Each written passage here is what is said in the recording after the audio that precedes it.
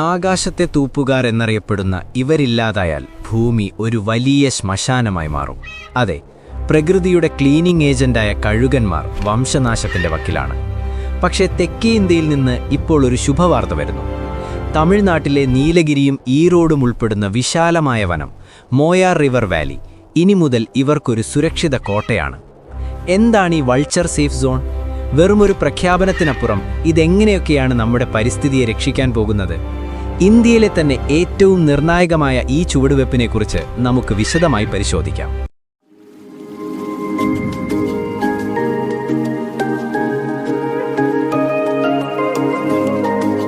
ഇന്ത്യയുടെ ആകാശത്ത് നിന്ന് കോടിക്കണക്കിന് കഴുകന്മാർ എങ്ങോട്ടാണ് അപ്രത്യക്ഷമായത്? നിങ്ങൾക്കറിയാമോ, വെറുമൊരു മരുന്ന് ഒരു രാജ്യത്തിന്റെ ആരോഗ്യത്തെയും സമ്പദ്വ്യവസ്ഥയും ഒരുപോലെ തകിടം മറിച്ചത് എങ്ങനെയാണെന്ന്? ആ പാരിസ്ഥിതിക ദുരന്തത്തിന്റെയും അതിനെ അതിജീവിക്കാനുള്ള പോരാട്ടത്തിന്റെയും കഥയിലേക്കാണ് നമ്മളിന്ന് പോകുന്നത്. അപ്പോ നമ്മൾ എന്തൊക്കെയാണ് നോക്കാൻ പോകുന്നതെന്നല്ലേ? ആദ്യം തന്നെ ഈ പ്രതിസന്ധി എത്ര വലുതാണെന്ന് നമ്മൾ മനസ്സിലാക്കും. പിന്നെ അതിന്റെ പ്രത്യാഘാതങ്ങൾ എത്രത്തോളം ഭീകരമായിരുന്നുവെന്ന് നോക്കും.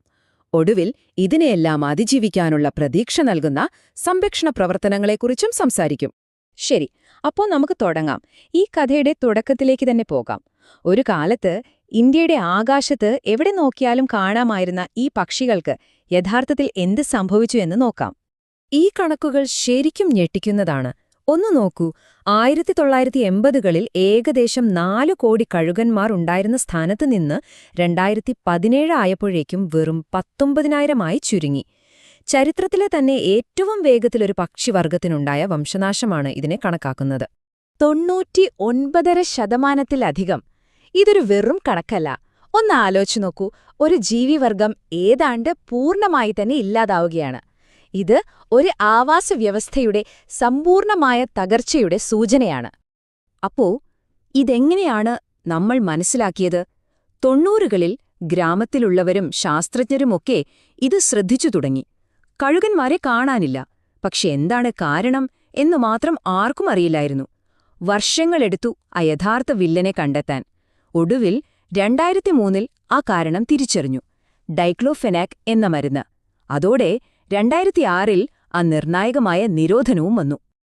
അപ്പോൾ നിങ്ങൾ ചിന്തിക്കുന്നുണ്ടാകും, കഴുകന്മാർ ഇല്ലാതായാൽ എന്താ ഇത്ര വലിയ പ്രശ്നം? വെറുമൊരു പക്ഷിയല്ലേ? അല്ല, അതാണ് നമ്മൾ മനസ്സിലാക്കേണ്ടത്. കഴുകന്മാർക്ക് പ്രകൃതിയില് വളരെ പ്രധാനപ്പെട്ട മറ്റാർക്കും ചെയ്യാൻ പറ്റാത്തൊരു ജോലിയുണ്ട്. അവരെ പ്രകൃതിയുടെ ശുചീകരണ തൊഴിലാളികൾ എന്ന് വിളിക്കുന്നത് വെറുതെയല്ല. ചത്ത മൃഗങ്ങളെ ഏറ്റവും കാര്യക്ഷമമായി ഇല്ലാതാക്കുന്നത് അവരാണ്. അതുവഴി രോഗങ്ങൾ പടരുന്നത് തടയുന്നു. ശവങ്ങൾ ഇല്ലാതാകുമ്പോൾ തെരുവുനായ്ക്കൾക്ക് ഭക്ഷണം കിട്ടില്ല, അവയുടെ എണ്ണം നിയന്ത്രിക്കപ്പെടും. ഏറ്റവും പ്രധാനം, കഴുകന്റെ വയറ്റിലെത്തിയാൽ ഏത് രോഗാണുവും നശിച്ചുപോകും. അതൊരു ഡെഡ് എൻഡാണ്. ഇവിടെ പറയുന്നത് പോലെ കഴുകന്മാരില്ലാതായപ്പോൾ ഈ ഒരു സ്വാഭാവിക ശവസംസ്കരണ സംവിധാനമാണ് തകർന്നത്. അതിന്റെ പ്രത്യാഘാതം വളരെ വലുതായിരുന്നു. മൃഗങ്ങളുടെ ശവങ്ങൾ അഴുകി രോഗങ്ങൾ പടരാൻ തുടങ്ങി. അത് പൊതുജനാരോഗ്യത്തെ നേരിട്ട് ബാധിച്ചു. അപ്പോ കഴുകന്മാരില്ലാതായപ്പോൾ ആ ശവങ്ങൾ ആര് തിന്നും? ഉത്തരം തെരുവുനായ്ക്കളാണ്. അവയുടെ എണ്ണത്തിൽ ഭയങ്കരമായ ഒരു വർധനവാണുണ്ടായത്. ഏകദേശം 50 ലക്ഷത്തിലധികം നായ്ക്കളാണ് ആ കാലയളവിൽ പെരുകിയത്. നായ്ക്കളുടെ എണ്ണം കൂടിയപ്പോൾ എന്ത് സംഭവിച്ചു? പേവിഷബാധ കേസുകളും കൂടി. ഏകദേശം 47,000-ത്തിലധികം മനുഷ്യർക്ക് പേവിഷബാധയേറ്റ് ജീവൻ നഷ്ടപ്പെട്ടു. നോക്കൂ, കഴുകനില്ലാതായത് മനുഷ്യന്റെ ജീവന് തന്നെ എങ്ങനെ ഭീഷണിയായി എന്ന്. ഇതിന്റെ സാമ്പത്തിക ആഘാതം എത്രയായിരുന്നു എന്നറിയാമോ? $34 ബില്യൺ. അതായത് ചികിത്സയ്ക്കും രോഗം കാരണം ജോലിക്ക് പോകാൻ പറ്റാത്തതിന്റെ നഷ്ടവും എല്ലാം ചേർത്താണിത്. പ്രകൃതിയിലെ ഒരു കണ്ണ് നഷ്ടപ്പെട്ടാൽ അത് നമ്മുടെ പോക്കറ്റിനെയും എങ്ങനെ ബാധിക്കുമെന്നതിന്റെ ഏറ്റവും വലിയ ഉദാഹരണമാണിത്. ശരി, ഇത്രയും വലിയൊരു പ്രതിസന്ധിക്ക് മുന്നിൽ എന്ത് ചെയ്യാൻ പറ്റും? എവിടെയാണ് സംരക്ഷണ പ്രവർത്തകർ ഒരു കിടിലൻ ആശയവുമായി മുന്നോട്ടു വന്നത്? അതാണ് കഴുകൻ സുരക്ഷിത മേഖല അഥവാ വൾച്ചർ സേഫ് സോൺസ്. എന്താണിത്? വളരെ ലളിതമായി പറഞ്ഞാൽ ഇതൊരു വലിയ പ്രദേശമാണ്. സാധാരണയായി ഒരു 100 കിലോമീറ്റർ ചുറ്റളവിലുള്ള ഒരു സ്ഥലം. ഇവിടുത്തെ പ്രധാന ലക്ഷ്യം കഴുകന്മാർക്ക് അപകടകരമായ മരുന്നുകൾ പൂർണ്ണമായും ഒഴിവാക്കുക, അതോടൊപ്പം അവയ്ക്ക് സുരക്ഷിതമായ ഭക്ഷണവും താമസിക്കാനുള്ള സൗകര്യം ഒരുക്കുക എന്നതാണ്. അപ്പോ ഒരു വൾച്ചർ സേഫ് സോൺ എന്ന് പറയുമ്പോൾ അതിൽ പല കാര്യങ്ങൾ ഉൾപ്പെടും. ഒന്നാമതായി, ഡൈക്ലോഫെനാക് പോലുള്ള അപകടകാരികളായ മരുന്നുകൾ അവിടെ ഉപയോഗിക്കാൻ പാടില്ല. രണ്ടാമത്, കഴുകന്മാർക്ക് വിഷമില്ലാത്ത ശവങ്ങൾ കിട്ടുമെന്ന് ഉറപ്പാക്കണം. പിന്നെ അവയുടെ കൂടുകൂട്ടുന്ന സ്ഥലങ്ങളൊക്കെ സംരക്ഷിക്കണം. ഏറ്റവും പ്രധാനമായി, നാട്ടുകാരെയും സർക്കാർ സംവിധാനങ്ങളെയും ഇതിൽ പങ്കാളികളാക്കണം. ഇതൊരു കൂട്ടായ പ്രയത്നമാണ്. ശരി, ഈ പറഞ്ഞതൊക്കെ തിയറിയല്ലേ? ഇത് പ്രായോഗികമായി എങ്ങനെയാണ് നടപ്പിലാക്കുന്നത്? നമുക്ക് മധ്യ ഇന്ത്യയിലെ ഇന്ദ്രാവതി കടുവ സങ്കേതത്തിലേക്ക് ഒന്ന് പോയി നോക്കാം. ഛത്തീസ്ഗഡിലെ ഈ ഇന്ദ്രാവതി കടുവ സങ്കേതത്തിൽ ഇപ്പോൾ നടക്കുന്നത് ഒരു പുതിയ തരം സംരക്ഷണ പ്രവർത്തനമാണ്. ഇവിടെ ആധുനിക ടെക്നോളജിയും നാട്ടുകാരുടെ സഹായവും ഒരുമിച്ച് കൊണ്ടുപോവുകയാണ്. അവരുപയോഗിക്കുന്ന ചില രീതികൾ നോക്കൂ. ഹൈ റെസല്യൂഷൻ GPS വെച്ച് കഴുകന്മാർ എവിടെയൊക്കെ പോകുന്നുവെന്ന് ട്രാക്ക് ചെയ്യും. നാട്ടുകാരുടെ ഒരു കൂട്ടായ്മയുണ്ട്, ഗിതം മിത്രദൾ എന്ന് പറയും. അതായത് കഴുകന്മാരുടെ കൂട്ടുകാർ. പിന്നെ കഴുകൻ റെസ്റ്റോറന്റുകളുണ്ട്. കേൾക്കുമ്പോൾ തമാശയായി തോന്നാം, പക്ഷെ ഇത് വളരെ പ്രധാനമാണ്. ഇവിടെ കഴുകന്മാർക്ക് വിഷമില്ലാത്ത ശവങ്ങൾ ഉറപ്പുവരുത്തിക്കൊടുക്കും. ഓരോ ശവവും കൊടുക്കുന്നതിനു മുമ്പ് വെറ്ററിനറി ഡോക്ടർമാർ പരിശോധിച്ച് ഉറപ്പുവരുത്തും. ടെക്നോളജിയും ജനപങ്കാളിത്തവും ഒരുമിക്കുന്ന ഒരു മികച്ച മാതൃകയാണിത്. ഇത്രയൊക്കെ നല്ല കാര്യങ്ങൾ നടക്കുന്നുണ്ടെങ്കിലും പ്രശ്നങ്ങൾ തീർന്നു എന്ന് പറയാറായിട്ടില്ല. ഇപ്പോഴും കഴുകന്മാർക്ക് ഒരുപാട് ഭീഷണികളുണ്ട്. പോരാട്ടം തുടരുകയാണ്. അപ്പോ എന്താണ് ഈ ഡൈക്ലോഫെനാക് പ്രശ്നമെന്ന് നമുക്കൊന്നുകൂടി നോക്കാം. വളരെ സിമ്പിളാണ്.